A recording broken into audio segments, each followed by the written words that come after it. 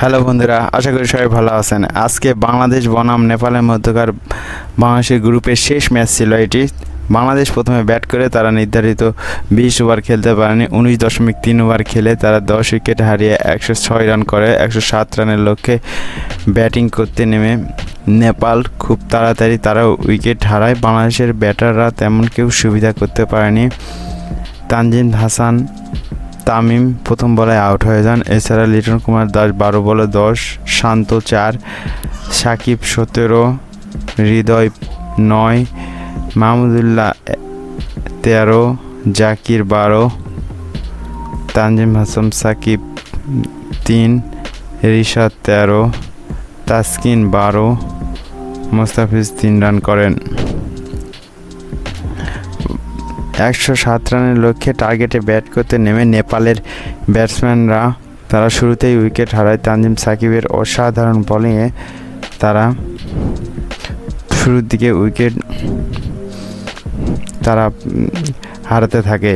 তানজিম সাকিব 4 ওভারে 2টি মেধেন 7 রানে 4টি উইকেট লাভ করেন। এছাড়া তাসকিন আহমেদ 4 ওভারে 29 রানে 1টি উইকেট এবং মোস্তাফিজ 4 ওভারে 1 মেডেন 7 রানে 3 উইকেট। রিশাদ 3 ওভারে 15 রান দেন। এছাড়া সাকিব 2.2 ওভারে 9 রানে 2টি উইকেট লাভ করেন। মাহমুদুল্লাহ 2 ওভারে বল করে 15 রান দেন। অসাধারণ বাংলাদেশে বোলিং করার কারণে তারা 85 রানে অল আউট হয়। 10 উইকেট হারিয়ে 85 রানে অল আউট হয় 19.2 ওভারে। ফলে বাংলাদেশ 21 রানে ম্যাচটি খুব সহজেই জয় পায়। বন্ধুরা, বাংলাদেশ চলে গেল সেকেন্ড রাউন্ডে কোয়ালিফাই করলো। সেকেন্ড রাউন্ডে তারা খেলবে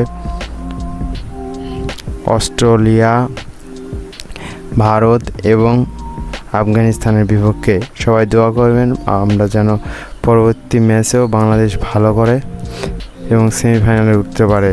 আর আমার চ্যানেলটা নতুন, সবাইকে সাবস্ক্রাইব করতে বলবো। সবাইকে সাবস্ক্রাইব করে দিবেন।